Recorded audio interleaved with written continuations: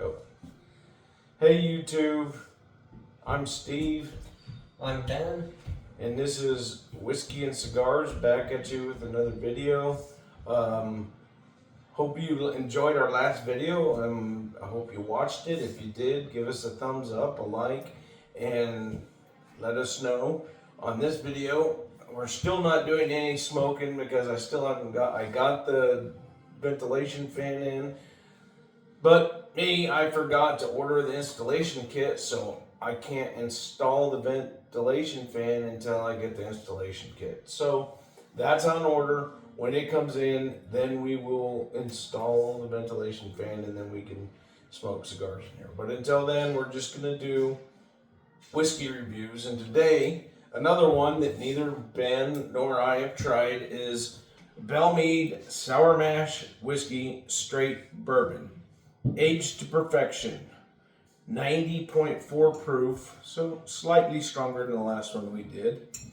This bourbon is a pre-prohibition brand originally produced by Charles Nelson Greenbrier Distillery. So I've never tried this. I don't think Ben has ever tried this. Belle Meade Sour Mash Whiskey Straight Bourbon. So we're going to try this today, see what we feel about it, see if it's any good, and let you guys know. I know that last one I really enjoyed. I had several drinks after the last video, and it's a decent whiskey. I had it on the rocks. I know we drink it neat, and we're going to try all of our whiskeys that we review on our channel. We're going to try them neat to give you a exact what we feel about what the whiskey itself tastes like in the undiluted state. Nice pop.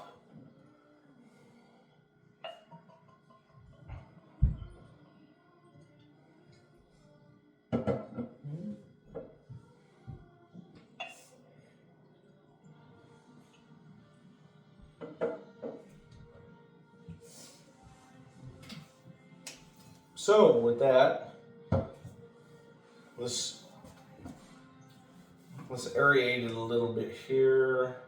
These aren't my regular Glencairns that we did the whiskey tasting in. These are just some pretty cool bourbon glasses I found.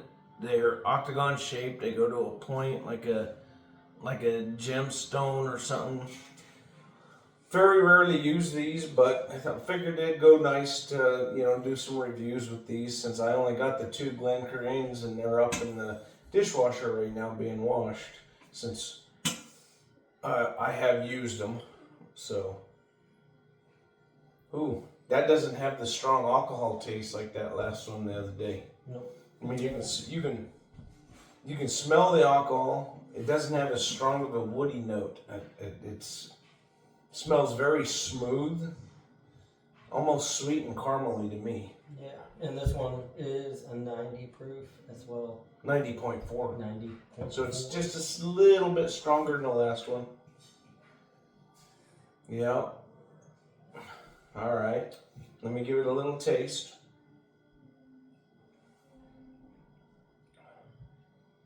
That actually has more of an oaky taste than the last one. This one has a really strong oak taste. Not that that's bad. I don't mind a strong oak taste. It can be overpowering if you get too much of an oak taste.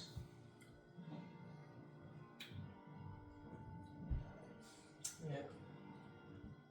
A little more sweet on the front, a little more burn on the back.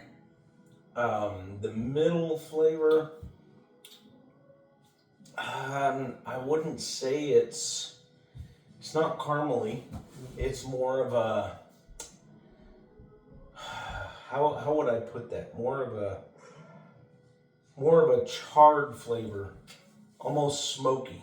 Yeah, smoky. Almost smoky charred. Not a lot of sweetness to it. A little bit of sweet on the beginning, but the middle and the finish, there's really no sweet to it. But it's not harsh. It's really, really smooth. Yeah, really I really like this. Yep, really smooth.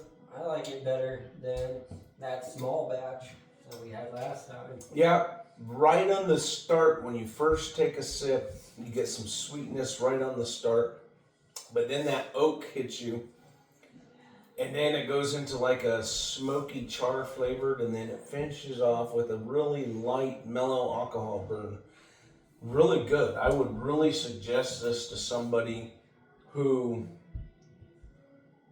because I've had a lot, and if somebody new to drinking, I think this would be a really good one for a beginner that hasn't drank a lot, and they're wanting to break into some different bourbons, different whiskeys and stuff. Has a little bit of a bite on the beginning, but it finishes really, really smooth. I really enjoy this. I like this. I will definitely be buying it again. I have seen it on the shelves at the store multiple different times, and because of the cost of it, this bottle was only $16.99. A very, very bottom shelf bottle for what we get up here in Alaska. So I kind of stayed away from it because it's such a cheap bottle. I didn't figure it'd be very good, but that's a pretty good taste to it. I really enjoy that. Yeah, it's really smooth for being such an inexpensive whiskey. For being for being a very inexpensive, like I said, $16.99 a bottle. This I've had more expensive bottles that weren't this smooth. Yeah. This is a very smooth. I like this. Has maybe for my taste just a little bit too much oak flavor. I like a little bit lighter on the oak flavor, but this is not overpowering like some other stuff I've tried. And we'll bring more. I know this is only our 4th video and only our 2nd really review, but as we go along, we will try even stuff we've already tried. We'll review them on, because I've never really sat here and reviewed a whiskey. I drink it. If I like it, I'll buy it again. If I don't like it, I don't buy it again. But if I'm going to do a channel that does whiskey reviews, I think I'm going to have to go back to some of my old nemesises that I don't care about and actually do a true review on why not that I like them or I don't like them, and give you my honest opinion about them. This one, for being a first time, this is a very, very drinkable whiskey, and I would recommend it to maybe somebody who's just starting out. I'm not going to say it's the best whiskey I've ever had, but it's by far not the worst. And I think it has a very mellow finish to it, really smooth. What do you think, Ben? Yeah, I would definitely recommend this one if you're, within that price range, $16. That's a really good deal for that whiskey. Yes. Really smooth, and there is that heavy oak flavor, so it's pretty tasty. I would definitely recommend And the longer it sits here and aerates, it's getting more like a burnt caramel taste to it, or smell to it. I think maybe this might be, and I've had whiskeys like this before. So then you open the bottle up and you take a drink right away from it, and it's just horrible. You can't hardly drink it. So you cork it, you put it back on your shelf, and a week later, a month later, several months later, you go back and you drink that one again, and it's had time, because now you've opened it, you broke the seal, it's got oxygenated, and you let it have time to, how I would put it, I think there's 2 different ways that whiskeys, and this is my opinion, let me know how you feel on this, Ben, but there's 2 different ways that whiskeys open up. If you open them up to air and you let them breathe a little bit and they bloom and the flavors come out. Or you can put like a little bit of water or even an ice cube, and as the ice cube melts and puts a little bit of water in there, it kind of blooms and it opens up some of the flavors that on something that's neat, you might not necessarily taste them unless it's had the time to aerate a little and bloom in the air. But if you do it on a fresh bottle, I think putting a little bit of ice in it lets it open up and bloom and breathe a little bit. And I think open air bloom on it actually gives you a different taste profile than adding a little bit of cool water or an ice cube that slowly melts into it. And yeah, some people sit here and they say that, oh, if you put ice in it, then it dilutes it down and you diminish the true flavors. But on some, yeah, I think you're right. Some need to be just chilled and drank straight. But I think some really need that little bit of water in there from a single melting ice cube to open them up and let them bloom. Or open the bottle, pour a few shots out, let some air get into it, then close it, set it back on the shelf, and let them just absorb a little bit of oxygen into them and open them open. I think it opens up the flavor. How do you feel about that, Ben? Well, I personally have always drank my whiskey straight. I don't like adding the ice to it, mainly because of the reasons you said. I feel like it dilutes it, especially when it sits there, it melts. So personally, I've always drank mine straight. If I need my whiskey cold, I'll put it in the fridge, put it in the freezer, let it get cold that way. But yeah, I don't like adding the ice to it. I feel like I personally feel like it takes away from the flavor of the whiskey in the bottle. And that's respectable. I agree with you on some whiskeys that I prefer drinking them neat over being on the rocks or chilled. Some drink better at room temperature. It just depends on the whiskey, and definitely depends on the person, on the flavor palette of the individual person, I think. Because some people, and I got me a cup of ice. I'm gonna try, now that I drank some neat, I'm gonna try a little bit on the rocks here and see if that maybe changes the flavor profile a little bit. So there, pour me a little bit on the rocks there. I should say on the rock. It's one large ice cube. I'll get an ice cube and I'll try it with you then. Yeah, they're in the freezer there. I do have a little bar fridge here. It has a small freezer on the top and the fridge on the bottom. I have ice cube trays that make like large square, like 1.5 by 1.5 ice cubes. And then I also have an ice cube.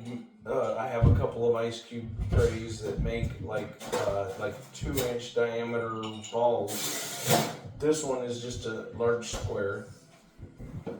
But let that sit in there and chill a little bit on the ice. Swirl it around a little, get it nice and chilled. I can feel it chilling off. That feels good. I love a chilled whiskey. Most whiskeys I can drink on the rocks. And I'm the type of person that one ice cube like this, like I said, they're about 1.5 by 1.5. If I'm in a whiskey drinking mood, I can put one of those in there and I'll have three or four drinks out of one ice cube. I don't let the ice cube most of the time melt down and completely dilute the whiskey. I like to let it chill in it, maybe melt a little bit so it kind of lets the flavor profile bloom a little bit. But if you let it sit too long and that ice cube melts, then you're basically mixing your whiskey 50-50 with cold water. So I think that changes the flavor profile of the whiskey. And I don't, if you're going to drink whiskey, drink it, serve a small amount like I just did. I only served about 1.5 fingers. You know, don't go serve a 4-finger pour your whole cup with one, because by the time you get it all drank down, that ice cube is going to be melted, and it's going to be, by the end, you're just going to be drinking water. Yeah. So let's give it a shot now that it's chilled down a little.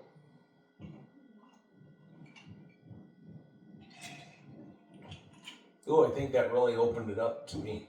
I mean, that it has a little bit more sweetness to it now, with that little bit of chill to it and a little bit of the water release from that melting ice cube. Has a little bit more of a sweet palate to it. Yeah, I will say that. I think it actually made it, especially for somebody who's never drank whiskeys or bourbons before, throw an ice cube in there, let it sit for a little bit, let it chill, swirl it around. It really opens it up. I think it even smooths out more than it was. Yeah. I will say, you know, as someone who doesn't put ice in their whiskey, that definitely did make it a lot smoother, opened up the flavors. I think that's a key to any whiskey or bourbon, even tequilas. There's tequilas that I enjoy drinking, and I'm not a big mixed drink guy. Years ago when I was young and dumb, I used to slam all these sugary mixed drinks and everything, and then you feel like crap the next morning with all the sugar overload and everything. The older I get, I think the more refined my palate has gotten, and I really don't care much for the big sugary mixed drinks anymore. If I'm going to drink a whiskey, I like to find one that I enjoy, and I drink that, and then occasionally I'll buy a different bottle and try out something new. And if I like it, then I'll keep a bottle on reserve on my bar. I feel the same way about tequilas. Some tequilas I absolutely refuse to drink. They're just horrible, they're disgusting. Other tequilas, and I'll be reviewing some of these, so I'm not going to give any names out, but there is other tequilas that I found some that are fairly cheap that are really, really good, that you can just drink, throw a little ice cube in it like this, and drink it on the rocks. No chaser, you don't need no salt, you don't need no lemon, you don't need no mixer. You can drink it straight or on the rocks, and it's a really good tequila for a low-end tequila. But I also have some higher-end tequilas that are the same way, and I might prefer some of the more expensive ones more to the cheaper one, but it's still a cheaper one that you can afford to drink. It's something that is cheap enough, you can drink it every day, and it's not so harsh that you got to have a tablespoon of salt on your hand and a half a lemon to get it down. Yeah. You know. Yeah, for the price that one is, that's definitely worth the money. If you have worth the money, $16, $17, yeah, and that's it, I would definitely buy that. Yes, I think that goes a long way to saying even a low cost bottom shelf whiskey, if you shop around and find the right one. I'm not saying go buy a bottle of 10 High or something like that, but shop around and try a few different ones. If you aren't somebody who has a lot of money but you would like to get into drinking whiskeys, this is a very good, very smooth, low cost, low budget. I would recommend it to anybody who would say, hey, I like whiskeys, I like bourbons, hey, try this one. Or somebody who's just trying to get into it and they don't know a lot about it. Try this one. It's really good. I don't think you'll be disappointed by it. Yeah, I definitely agree with that. I don't know. You got anything else to add, Benjamin?